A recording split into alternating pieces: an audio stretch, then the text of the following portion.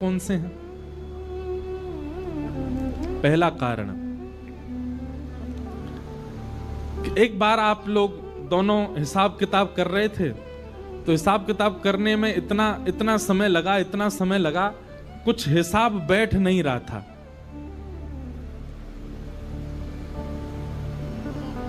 दोनों थक गए तो एक सेवक को बुला करके आपने कहा कि सुनो, हमारे लिए शरबत बना के लाओ। तो सेवक गया शरबत बनाने के लिए, तो शरबत में चीनी की जगह, बूरा की जगह मैदा डाल लाया और मैदा मिला करके इन दोनों को पिवाई दिया। अब ये हिसाब में इतने व्यस्त थे कि मैदा युक्त शरबत पी गए, इनको पता ही नहीं चला कि इसमें शक्कर नहीं है, बूरा नहीं है। सुबह का समय हुआ, सेवक ने जब सब जगह जांच पड़ताल मतलब रसोई में जाकर के देखा, तब उसको पता चला, अरे कल रात में शरबत मैंने बनाया, मैंने जल्दी जल्दी में बूरा की जगह मैदा मिला करके पिला दिया। उसको बड़ी गिलानी हुई। तो उसने जाकर के रूप सनातन गोस्वामी जी का नाम रूप गोस्वामी सनातन गोस्वामी नहीं था। आप दोनों का पूर्व नाम, सनातन जी का नाम पहले अमर था। क्या नाम था? अमर। और रूप गोस्वामी जी का नाम पहले संतोष था। अमर और संतोष इन दोनों के नाम थे। तो सेवक ने जाकर के बहुत रोने लगा, कान पकड़, मुझे क्षमा कर दे, मुझसे अपराध हो गया। तो दोनों ने कहा, क्या बात है, तुमने क्या किया ऐसा? बोले, महाराज कल रात्रि आपने शरबत मांगा था। बोले, हाँ। तो जल्दी जल्दी में मैं उसमें शक्कर की जगह, बूरा की जगह मैदा मिला लाया था, मैदा युक्त शरबत आपको पिला दिया, मुझे क्षमा कर दो। उन दोनों के चित्त में ये चिंता नहीं हुई कि हम मैदा पी गए पानी के संग, बल्कि उनके चित्त में ये चिंता हुई कि हम इस संसार के विषय में इतने ज्यादा व्यस्त हो गए हैं कि रात्रि में हमको इतना भान भी नहीं हुआ कि जल में शक्कर नहीं है, मैदा पी गए। और बोले, अभी तो ये प्रारंभ है, अभी तो हम मंत्री पद पर बैठे ही हैं, तब हमारे साथ ऐसा हो रहा है। आगे आगे चलते जाएंगे तो विषय भोग बढ़ता ही चला जाएगा। सदैव याद रखना बंधुओं, व्यक्ति वैष्णव दो ही हो सकते हैं। पहला वो जिसके पूर्व के प्रारब्ध संचित हों, या फिर दूसरा वो जिसके जीवन में ठोकर लगी हो। कुछ ऐसी घटना घट गई कि महाराज वृंदावन की तरफ मुड़ गए। फिर दो ही प्रकार के लोग वृंदावन जाते हैं। रूप सनातन गोस्वामी का पूर्व का संचित कर्म अच्छा था, इसीलिए उनके चित्त में आया, बोले ये विषय भोग, इसमें हम इतने तल्लीन हो गए। अब ठीक है, कुछ भी हिसाब कर रहे थे, है तो विषय का ही, इतना भी भान नहीं रहा कि हम मैदा पी रहे हैं। अब ये उनके मन में चिंतन चल ही रहा था कि उसी समय उनको खबर मिली कि श्री लीलाचल धाम जगन्नाथपुरी से श्रीमन चैतन्य महाप्रभु वृंदावन यात्रा को जा रहे हैं और असंख्य वैष्णव उनके साथ जा रहे हैं। आप दोनों के मन में भाव आया कि एक बार उनका दर्शन करना चाहिए। तो श्री चैतन्य महाप्रभु, इतनी भीड़ थी उनके साथ में कि उनको लगा इतनी भीड़ के साथ वृंदावन जाना ठीक नहीं, तो एक आधे रास्ता से वो वापस, उन्होंने ऐसा भाव रखा कि हम वापस नीलाचल जा रहे हैं। तो लोग बाग सोचे अब जा ही नहीं रहे वृंदावन, तो हम भी आगे क्या करेंगे। तो कई लोग अपने अपने घर को चले गए। तभी चैतन्य महाप्रभु ने देखा कि भीड़ कम हो गई, तो एक गांव में रुक गए। वो गांव रूप सनातन गोस्वामी का ही था। अमर और संतोष इनका नाम था पूर्व। आप दोनों गए, चैतन्य महाप्रभु के श्री चरणों में जाकर के आपने प्रणाम किया और प्रणाम करके कहा कि महाराज अब ये संसार का विषय हमको भाता नहीं है, संसार के विषय भोग से हमारा मन उठता जा रहा है, हम क्या करें। तब चैतन्य महाप्रभु ने आपको ज्ञान उपदेश किया और ज्ञान उपदेश करते हुए चैतन्य महाप्रभु बोले कि मैं तुम्हारे लिए ही आया हूं, मैं तो वृंदावन जा रहा था, पर तुम दोनों पर अनुग्रह करने के लिए ही मैं वापस लौटा और इस गांव में रुका हूं। तुम दोनों सदा से मेरे हो। तुम्हारी स्थिति ये नहीं है, तुम्हारी गति ये नहीं जो तुम कर रहे हो, तुम्हारी गति तो वृंदावन है, तुम्हारी स्थिति तो वृंदावन है। जितना शीघ्र हो सके वृंदावन चले जाओ। मदन मोहन लाल जी के तो रूप गोस्वामी जो थे वे तो एक ही प्रवचन में ऐसे हो गए कि उन्होंने राजा के आना जाना ही बंद कर दिया और अपने एक भाई को संग लेकर के वो वृंदावन चले गए। लेकिन रूप गोस्वामी के वृंदावन जाने से राजा को इतना क्रोध आया, उसने सनातन गोस्वामी को अपने यहां कैदी बना लिया। ठाकुर जी ऐसे ही प्रकट नहीं हो जाते, ऐसे ही नहीं मिल जाते। बहुत पापड़ बेले हमारे आचार्यों ने, बहुत कष्ट सहा आचार्यों ने, तब जाकर के सप्तनिधि प्राप्त हुए हमें। एक भाई चला गया वृंदावन और उस भाई के छोड़ के जाने के क्रोध में राजा ने सनातन गोस्वामी को अपने यहां बंदी बना लिया। रूप गोस्वामी को जब ये बात पता चली तो पीड़ा तो उनको बहुत हुई, लेकिन बोले अब मैं क्या करूं। पत्र लिख करके भेजा, बोले भैया किसी भी प्रकार से जो आप कर सको आप वहां से निकल करके वृंदावन आ जाना। और एक समय आया, फिर वो लंबी कथा है कि सनातन गोस्वामी जैसे तैसे निवृत्त होकर के वृंदावन आ गए। आप श्री को जब वृंदावन आए तब पता चला कि रूप के तो गोविंद देव प्रकट हो गए। रूप गोस्वामी के भक्ति भाव से श्री गोविंद देव जी प्रकट हो गए। सनातन गोस्वामी जी को बहुत विरह हुआ कि नाथ आप रूप से ज्यादा प्रेम करते हो, उसको आपने एक ही प्रवचन में वृंदावन बुला लिया, उसको बंदी भी नहीं बनना पड़ा,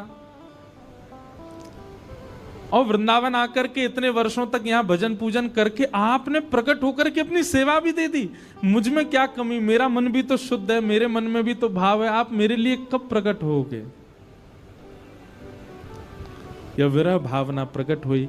इसी भावना से आपने चैतन्य महाप्रभु के श्री चरणों में प्रणाम करते हुए निवेदन किया, आचार्य प्रवर कुछ ज्ञान प्रदान करें। तब 10 दिन तक महाप्रभु जी का प्रवचन संग किया उन्होंने। और महाप्रभु जी बोले कुछ नहीं, बस तुम चिंतन किया करो, नित्य नेत्र बंद करके ठाकुर जी से ही पूछा करो कि वो तुम पर अनुग्रह कब करेंगे। अपने आप ठाकुर जी तुमको कृपा करके सेवा प्रदान करेंगे। सनातन गोस्वामी, अच्छा रूप सनातन ये नाम चैतन्य महाप्रभु ने ही रखे थे दोनों के। सनातन गोस्वामी ध्यान करने बैठते और अपने ध्यान में बैठे बैठे ठाकुर जी से रोते कि नाथ मुझ पर अनुग्रह कब करोगे, मुझ पर कृपा कब करोगे। और स्थिति ये आ गई कि सनातन गोस्वामी के मन में ये भाव आने लगा, शायद मैं अभी भी विषय में पड़ा हूं। रूप गोस्वामी निकल चुके इसलिए उनको मिल गए, मेरे शायद अभी भी विषय भोग बचे इसीलिए ठाकुर जी नहीं आ रहे हैं। तो धीरे धीरे सब वस्तुओं का त्याग करने लगे, वस्त्र कम पहनने लगे, इच्छाओं की कटौती करने लगे। पहले भोजन भी बहुत करते थे तो 7 दिन का भोजन 3 दिन करने लगे, 3 दिन का भोजन 1 दिन करने लगे, 1 दिन में भी 1 बार करने लगे, और वह भी भिक्षा मांग करके करने लगे। एक समय तो ऐसा आया भिक्षा भी नहीं मांगते, कोई दे जाएगा तो पाए, मैं इतना त्याग करूंगा ठाकुर जी को आना पड़ेगा मेरे पास।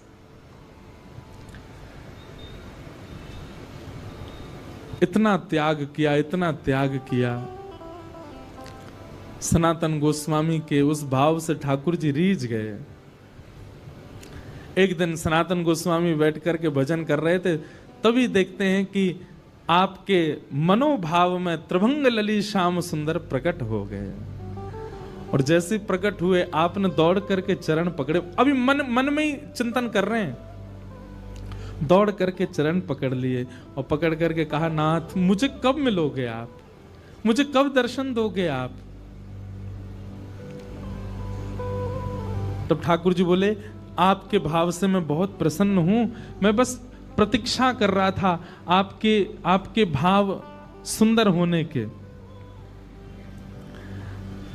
आप मथुरा जाओ और मथुरा में परशुराम चतुर्वेदी नाम के एक ब्राह्मण हैं, उनके घर में मैं विराज रहा हूं, वहीं से मुझको लेकर के आओ।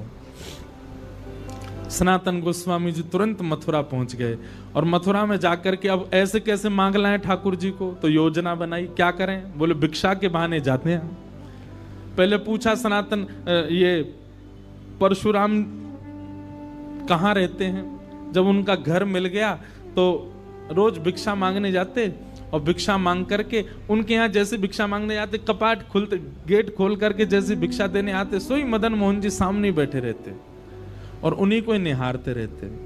कितने सुंदर, कितने प्यारे।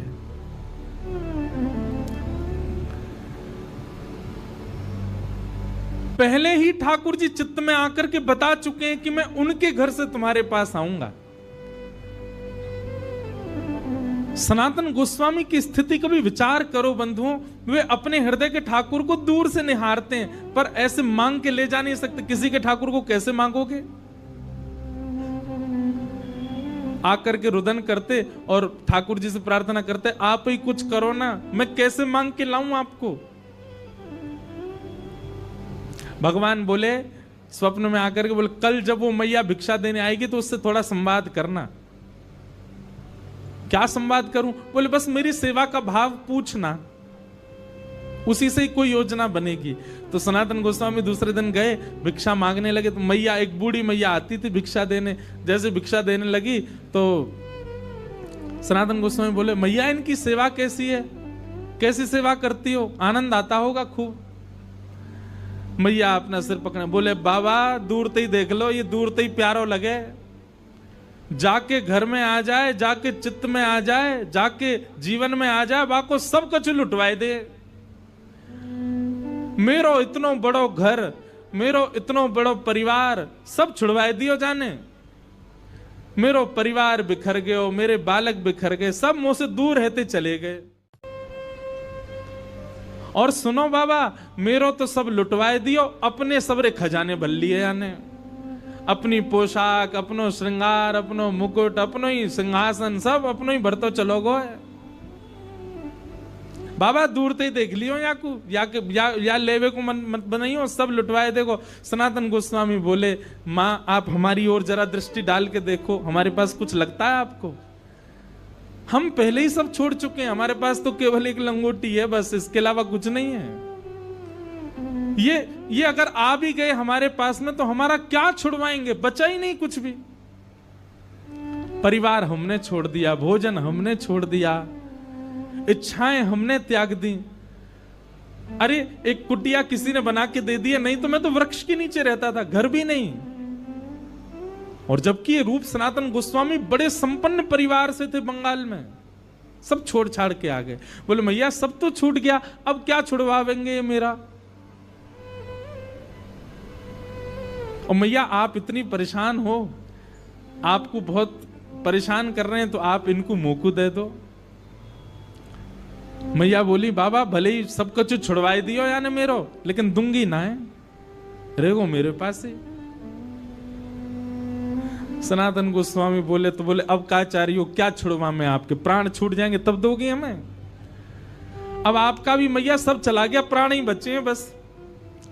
और सोचो कहीं आपके प्राण चले गए और फिर उसके बाद आपके दूर के रिश्तेदारों ने आकर के विवाद किया, इनके गहना सोना सब चुरा के ले गए, तो आपको वैकुंठ जाकर के बहुत कष्ट होगा मैया कि मैंने इतनी संपत्ति बढ़ाई मदन मोहन जी की, सब मेरे परिवार के लोग लूट ले गए। इससे बढ़िया प्राण जामे वासे पहले पहले इनको कहीं व्यवस्थित कर जाओ। मैं ना कह रहा हूं मोह देख के जाओ, पर देख लियो मेरे पास कुछ है नहीं, मैं रख लूंगा इनको। मैया बोली विचार करूंगी।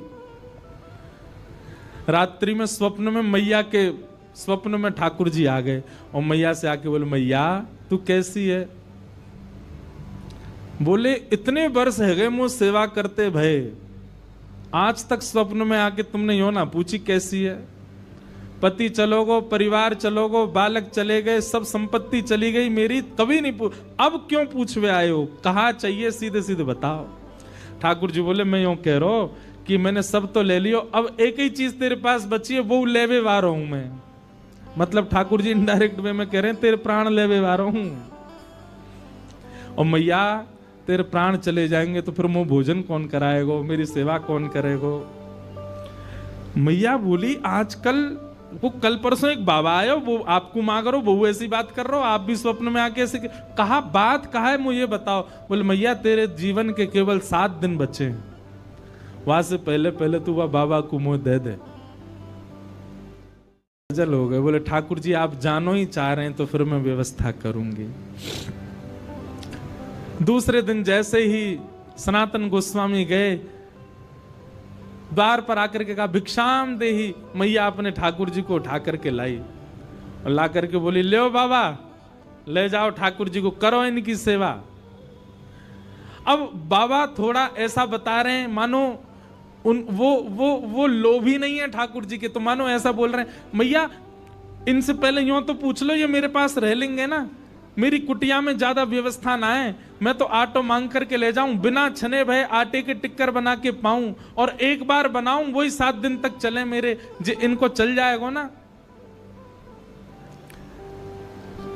मैया वापस अपने ठाकुर जी को ले गई, भीतर पधरा दी। बोले आज रात में पूछूंगी। स्वप्न में फिर ठाकुर जी आए और स्वप्न में ठाकुर जी तो बोली जय जय, वो बाबा तो एक दिना बनावे, वही एक टिक्कर थी 7 दिना निकाल दे, और आपको तो एक दिना में 8 बार भोजन चाहिए, कैसे जाओगे बाकी यहाँ। ठाकुर जी बोले कोई बात ना, मैं टिक्कर खा के रह लूंगा, लेकिन मैया मैं रहूंगा वही के पास, तुम वही दे दे, वो जैसे रखेगो मुंह को स्वीकार है, बस बाकू दे दे। दूसरे दिन सनातन गोस्वामी आए तो मैया ने ठाकुर जी दे दिए। बोले ठाकुर जी कह रहे हैं जैसे रखेगो रह लूंगो। आहा, सनातन गोस्वामी इतने आनंद में भर गए। बोले यही तो सुनना चाह रहा हूं कि ठाकुर जी मैं जैसे चाहूं वैसे रहने को तैयार है।